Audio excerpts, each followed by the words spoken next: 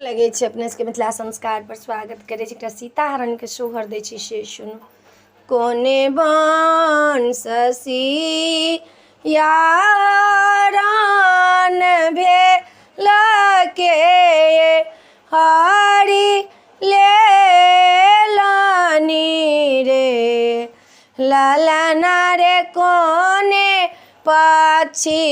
दए देला जाना किसिया के हरण भेल रे पंचवटी सिया के हरण भेल बन हरि लेल रे ललना रे गिद्ध जटायु देला जाना कि रावण हरिला ये गेल रे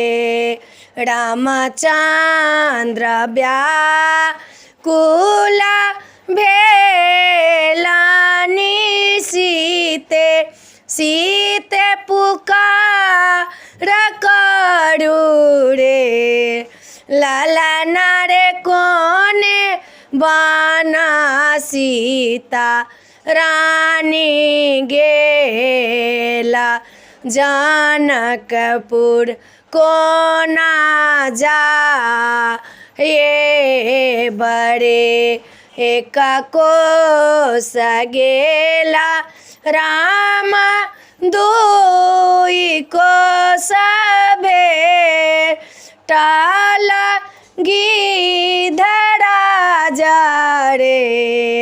ललना रे गोदा में लेला राम उठाए कि सब बात कही देला रे रावण सिया हरि लेलनि लंका पूरी लय गेला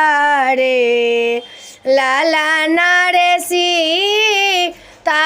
के नए हम बचौलानि रावण हरिला ये गेल रे एतबा बचन राम सुनल हृदय लगा लेलनि रे ललना रे बेटा बनी कए लने उकरीना कीतीना कुलाता गेल रे सुराही दासा सोहर गा हो लगाबी कसु नाओ लरे ललना रे रावण सिया हरि ले लकी दीना माया दीन भेल रे। वीडियो में अच्छा ला अपने से कई सोहर निक लागत तो चैनल के सब्सक्राइब कर के लाइक कर के नहीं बिसरबे। सोहर बड़ निक है, पूरा वीडियो सुनब तो निक लागत, आधा वीडियो सुनब तो नहीं निक लागल। जय मिथिला, जय माता जी।